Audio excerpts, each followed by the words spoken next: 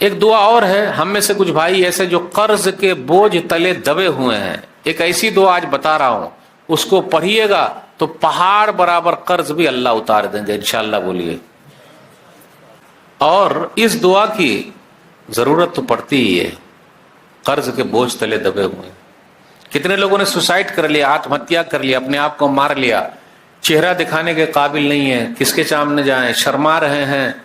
منہ نہیں دکھا سکتے، جھوٹ بول رہے ہیں، ہے ہی نہیں، کاروبار ٹھپ ہو گیا ہے، کچھ سمجھ میں نہیں آ رہا ہے، کیسے قرضہ اترے گا؟ میرے بھائیو، آج ایک ایسی حدیث ہے، اس کو لکھ لیجئے گا، نہیں ہو تو مولوی صاحب سے لے لیجئے گا۔ جو بھائی پھنسے ہوئے ہیں، میں تو یہی دعا کرتا ہوں کہ اللہ جو قرض میں ڈوبے ہوں اس کا قرضہ تو خود اتار دے، آمین۔ دلیل سنن ترمذی کتاب الدعوات حدیث نمبر 3563۔ علی رضی اللہ تعالیٰ عنہ کے پاس ایک نوکر آیا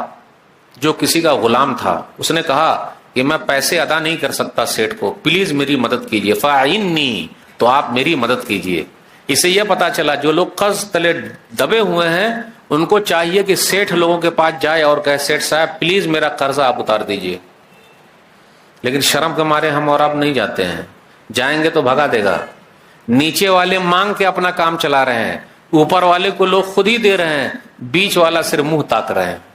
اس میں سے علماء کا طبقہ بھی ہے، کتنے لوگ قرض تلے دبے ہوئے ہیں، لیکن ہم اور آپ ان کی آنکھ کو سمجھ ہی نہیں پا رہے ہیں، کبھی ہم نے اور آپ نے پوچھا ہی نہیں۔ تو جب اس نے کہا میری مدد کیجئے، اس سے یہ پتا چلا جب آپ کے اوپر قرضہ ہے تو آپ خود سیٹھ لوگوں کے پاس جائیے اور سیدھا کہیے بھائی میرے اوپر قرضہ ہے، قرضہ چکانے میں میری مدد کر بھائی، کھل کے بولیے، شرمائیے نہیں۔ کیونکہ وہ آدمی علی رضی اللہ تعالیٰ عنہ کے پاس آیا تو علی رضی اللہ تعالیٰ عنہ نے کہا دیکھ بھائی،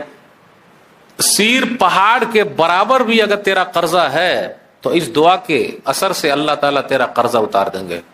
لیکن ایسا نہیں کہ صرف دعا ہی کرتے رہیں گے تو قرضہ اترے گا، دماغ سے نکال دیجئے، دعا بھی کرتے رہیے، دوا بھی کرتے رہیے، تو اللہ راستے کھول دیں گے، کسی کا دل آپ کے لیے کھول دیں گے اور آپ کا قرضہ اتار دے گا، لیکن فکر آپ کو خود کرنی ہے۔ اللہم اکفنی بحلالک عن حرامک واغننی بفضلک عمن سواک، اللہم اکفنی بحلالک عن حرامک واغننی بفضلک عمن سواک، اے اللہ تو حلال دے کر حرام سے کافی ہو جا، اے اللہ بس